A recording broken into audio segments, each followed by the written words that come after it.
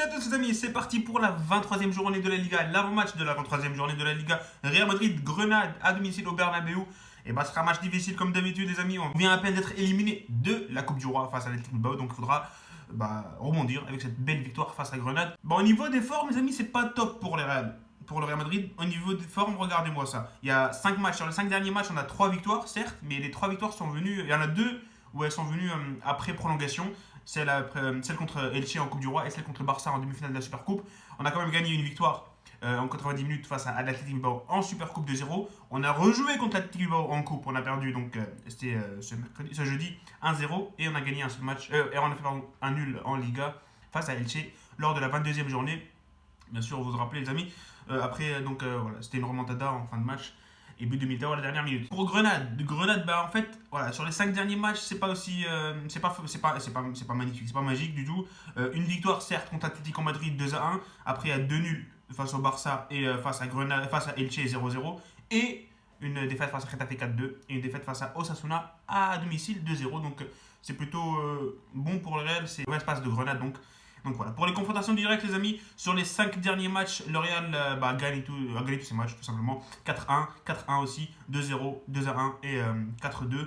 Donc c'est plutôt des matchs riches en buts aussi, donc voilà, faudra voir ce que ça va donner demain au niveau des formes et confrontations d'équipe. Maintenant les amis, les convoqués pour ce match face à Grenade.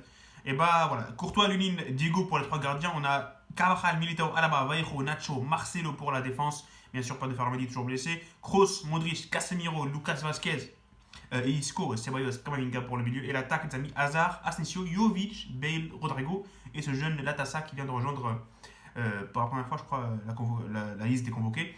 Donc ça, c'est pour les convoqués. La compo probable maintenant, les amis, et bah en fait, ça va être bizarre parce qu'on sait que Vinicius est suspendu.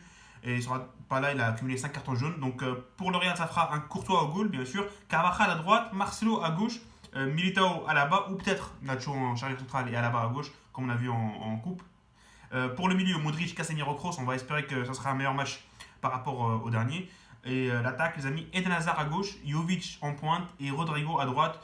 Il y a aussi la possibilité de voir, Asensio à droite ou encore Lucas Vazquez ou encore Bale, mais on se dirige plutôt vers un Rodrigo en position de ailier droit. Pour Grenade, les amis, qui, voilà, comme on dit, passe pas par une très bonne passe. Goal, Luis Maximiano, Victor Diaz arrière droit, Carlos Neva arrière gauche, en charnière centrale, Raúl Torrente, Germán Sanchez, le milieu, un milieu à 4 avec Luis Milla, Montoro au milieu, en centrale, Alex Collado à droite, Antonio Portas à gauche, et en pointe, Luis Suarez et Jorge Molina, l'éternel Jorge Molina.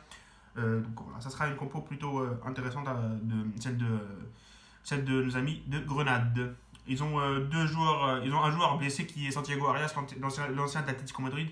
Mais par ça, ils devraient tous être présents. Pronostic, les amis, pronostic. Bah, en fait, je vois une victoire du Real Madrid cette fois-ci face à Grenade. Même si le Real galère plutôt avec ce genre d'équipe qui campe derrière à 11. Je pense que le Real va gagner demain à 21h, heure française, bien sûr. On est premier du championnat, on doit assumer cette responsabilité d'être leader du championnat. Et on doit gagner ce genre de match face à la 16e équipe du classement. Donc, pour moi, une victoire 3-0 pour le Real, une victoire facile. Même s'il n'y a pas Benzema, même s'il n'y a pas Vinicius. Donc, il n'y a pas Mendy. Donc, voilà, il faudra que le Real gagne pour rebondir de cette élimination en Coupe du Roi. Donc, voilà, c'est tout, les amis, pour l'avant-match. Et on se retrouve demain pour le débrief. Salut et profitez des vôtres.